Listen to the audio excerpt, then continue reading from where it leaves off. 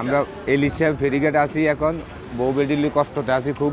ওই পারে যাইতাম চাইছি চট্টগ্রাম, যাইতাম পারি না, সব লঞ্চঘাট বন্ধ করে দিছে, সব ফেরি টেরি সব বন্ধ করে দিছে। এখানে আসলাম মধুচৌধুরী হাট যাব চট্টগ্রাম, কিন্তু এই বৈরী আবহাওয়ার কারণে উত্তাল নদীর ঢেউয়ের কারণে আজকে আটকে পড়ছি। কোনো লঞ্চ নাই পারাপারের জন্য, এখনও কোনো ফেরির ব্যবস্থা হয়নি। তাই অনেক মানুষ সেখানে হাজার হাজার মানুষ আটকে আছে, মধুচৌধুরী ঘাট যাবে সেই অপেক্ষায়। চট্টগ্রামের উদ্দেশ্যে আমরা আসছি এলিশা ফেরিঘাট, আসে দেখি দুর্যোগের কারণে লঞ্চ বন্ধ। এখন আমরা বাচ্চা টাচ্চা নিয়ে ফ্যামিলি সহকারে নিয়ে খুবই যন্ত্রণার ভিতরে আছি।